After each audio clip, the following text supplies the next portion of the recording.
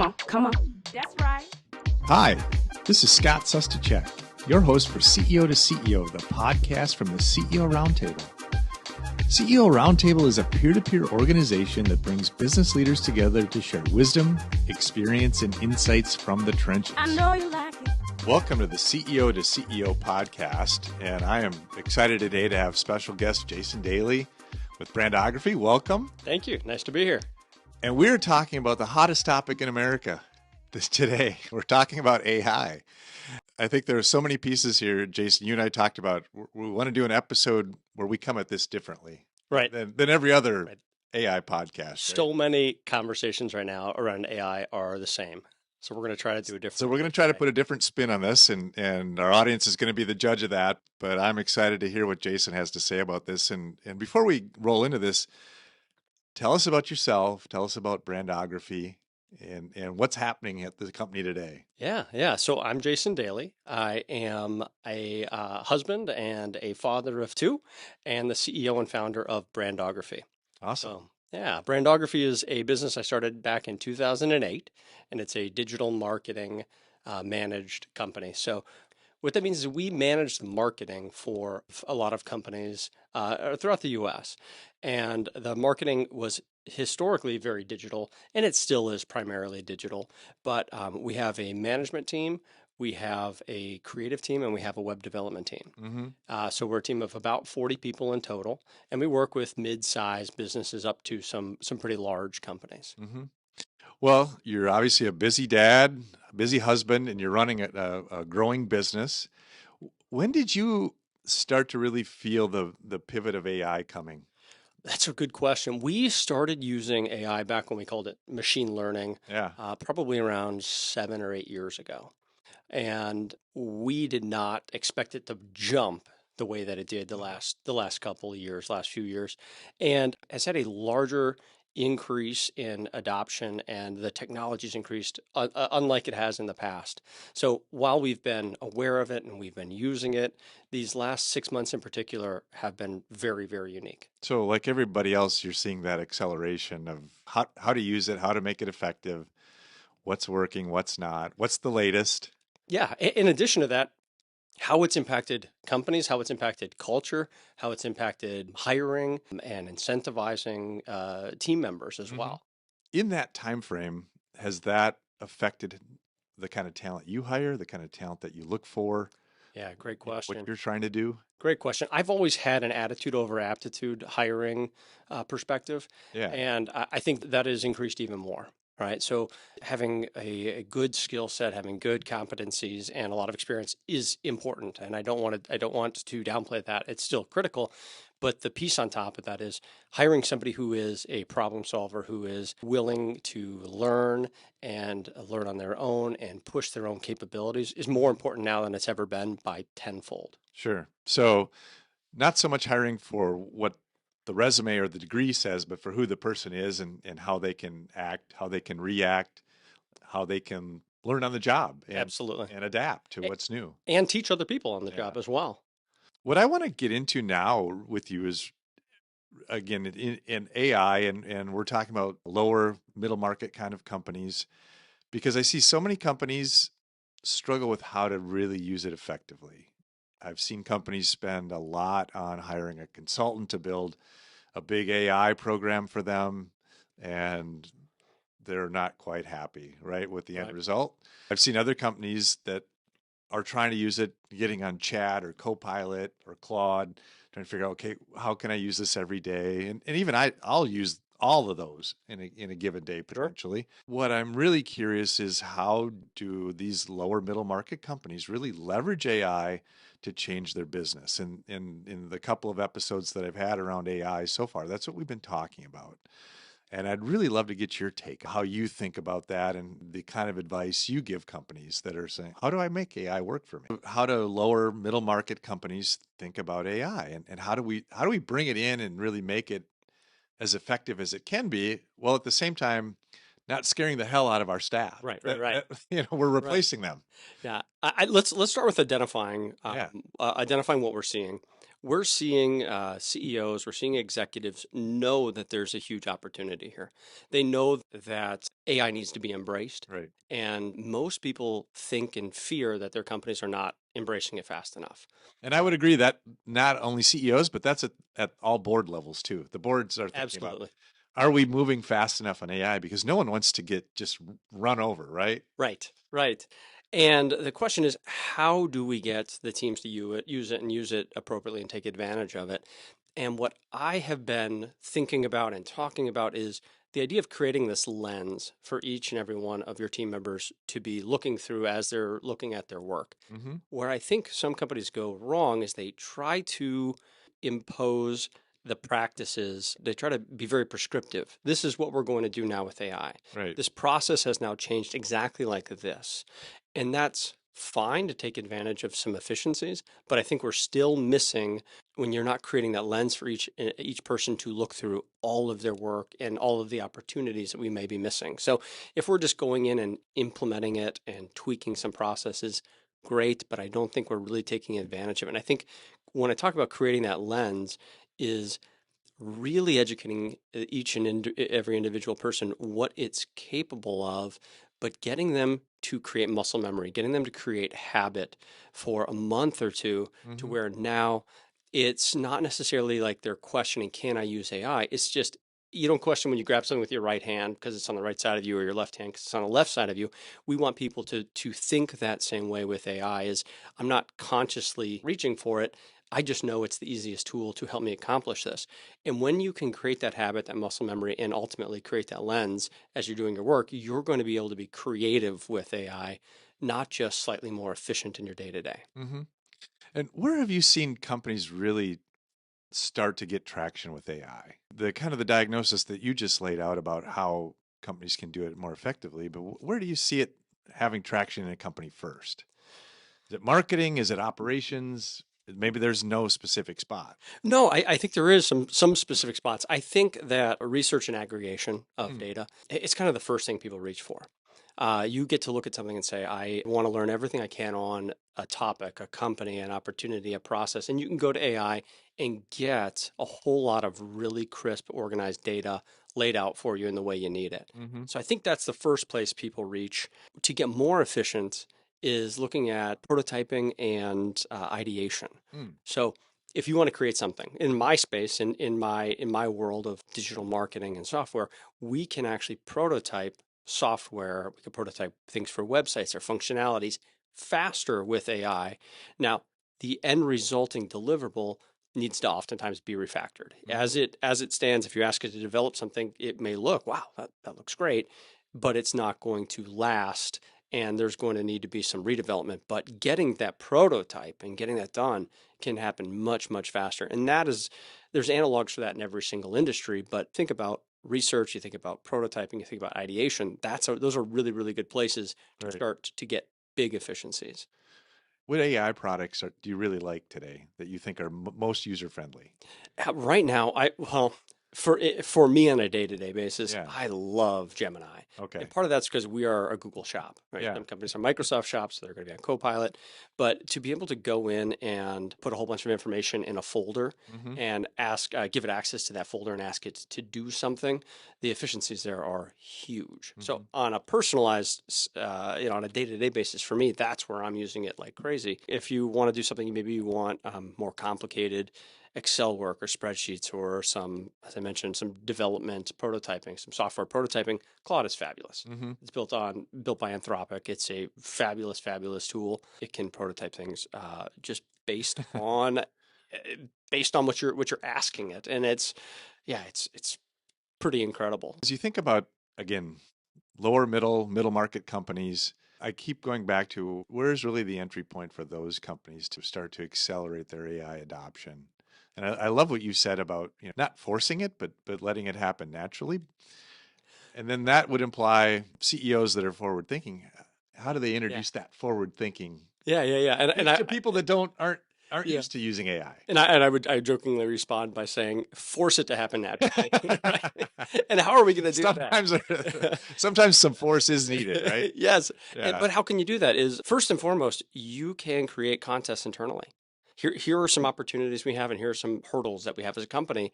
I want everybody to take some time this day, this time, and give me some solutions, and task it. But task people to use it creatively. Sure. Don't prescribe exactly how they're going to do it. Don't tell them what tool to use. Maybe tell them that you have a $100 budget on tokenization if you need it. Yeah. Right. The other thing to do is quite literally ask AI how you can make your days more efficient. Literally go in, tell it, this is my job title. Mm-hmm. This is my company. Here's my company's website. Here are my competitors. Here are some things that I'm responsible for. How can I be using AI? And what tools would you recommend I research to be better and more efficient? Right. Who would be better to ask than AI itself? I asked my group, I said, well, do you have AI policies? And of course they said, yeah. I said, where did you get them? They all said, from AI. Right? Going down, what I'd call our non-traditional AI path here, all companies, including the one I run, we have legacy software products, right, that we're using, ERP systems, CRM systems. All of them seem like they're moving down a path, if they're forward thinking anyway, of some agentic AI in them. So how do companies think about, gosh, I've got all these other tools like Gemini and Copilot and Claude, and I've also got all my legacy software. What are you seeing companies do with that today? Yeah, great question. So one thing to consider is you don't have to blaze your own trail with AI either, right? You look at the tools that you're using as a company and get on the phone with the rep or research them online. If you're using Salesforce, if you're using Klaviyo, if you're using Shopify in our world, e-commerce is huge. That's about half of our business is building and running e-commerce for our customers. I was just at Shop Talk a few months ago, just walking the floors and talking to a lot of our partners, and you could not avoid the word AI or agentic. You could, if you went into the corner and plugged your ears, you'd still hear it. It's all everybody was talking about. Every single one of those companies they're exhibiting have invested a ton of money into AI. Why I bring this up is call those tools, those partners of yours, those the tools you're using, and ask them, what are you doing? What have you done? What might be available that we're not using? Mm-hmm. And there's a lot. There's a lot. Each and every one of those companies are making big strides right now. How do you, and we touched on this a little bit earlier, but how do you get your team comfortable with AI? Because I think what everybody reads and sees is, well, it's replacing people, it's going to replace my job, et cetera, et cetera. But yet we've got a big investment in the people we have, major jobs within our company. How do we get them comfortable that this is about enhancing what you do and elevating what you do versus replacing what you do? Yeah, it's a great question.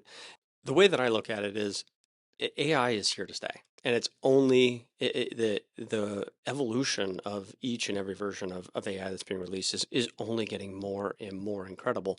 So we can't hide from it. Yeah. Right. So every one of us needs to make ourselves the best that we can be. So we need to encourage people to use it more. As far as, is it going to replace our work? I mean, you might have somebody who says, I'm not going to use AI because that's going to help me keep my job. And that doesn't make sense. Right.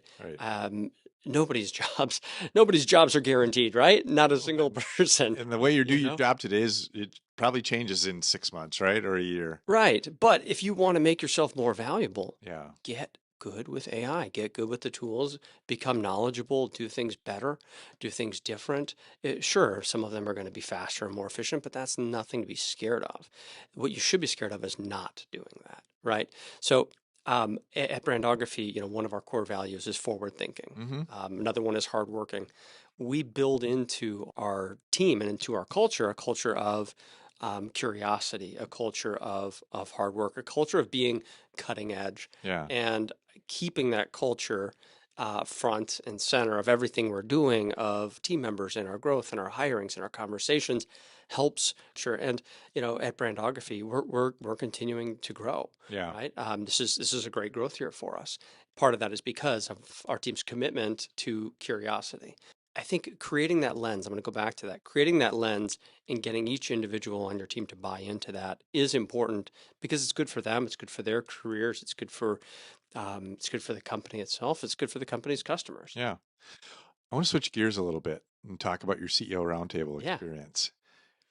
So if you could, for our audience, frame up, something big that your roundtable has helped you with. And how long have you been in the roundtable before we get into that? Oh, I suppose it's been around 8 years. Okay. So long time. You've seen some change in your roundtable. Yeah, we have. New blood coming in, people exiting their businesses. We've had a couple exits. Yeah. Yeah, we've got a wonderful team. Good table of people. Well, again, tell us about a time that Yeah. your table helped you with something big that you were wrestling with. Yeah, two things come to mind.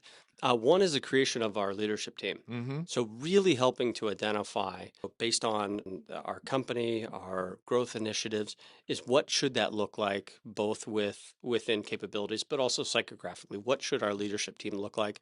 And we had some learnings that I brought to the table, and the table helped me. They got to know each and every one of my leaders and potential leaders, and they helped me build it. They helped me build my leadership team, which was really, really cool.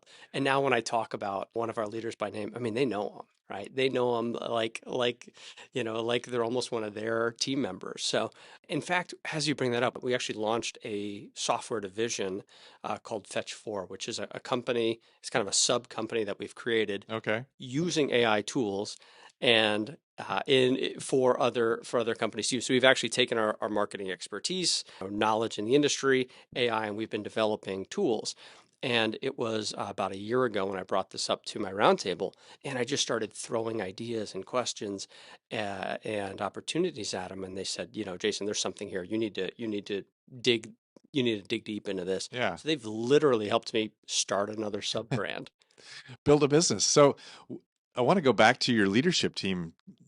So at that point, you didn't have a team, right? Was it just you? You were really starting your team from scratch. I had a team, but it was pre traction, pre EOS, and was building out a formalized leadership team, and it was my first time doing it. Yeah. So I didn't know the do's, don'ts, considerations. Who is right person, right seat. Yes. Yeah, and we hear the right person, right seat. Yeah. Sometimes we gloss over right personality, right person, right seat, which is a subcomponent of right person.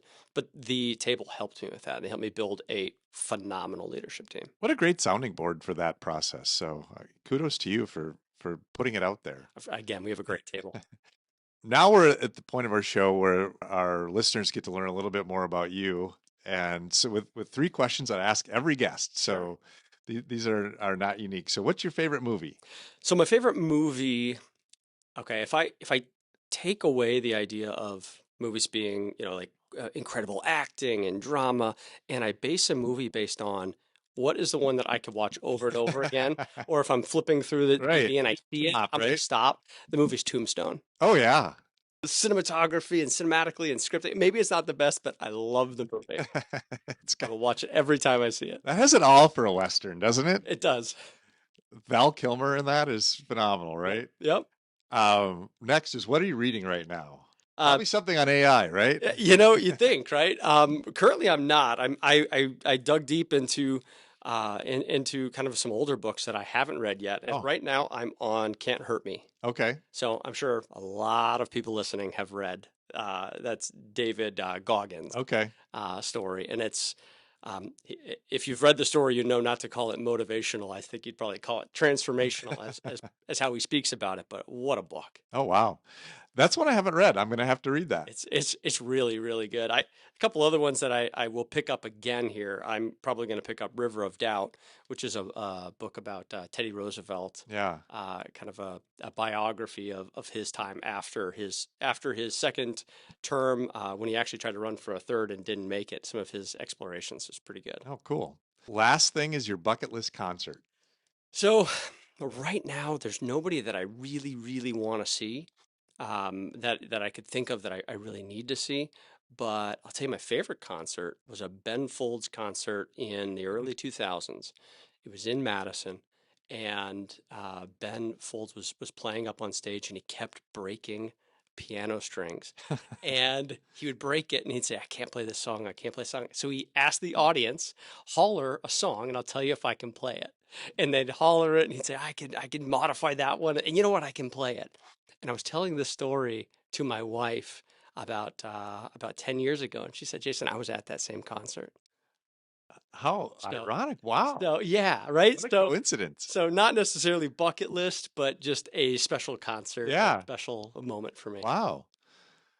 Well, this has been fantastic. And obviously in the time we have for this, we're just scratching the surface on AI. I'd love to have you back if you're open to that as AI continues to develop. So absolutely. Thanks for having me.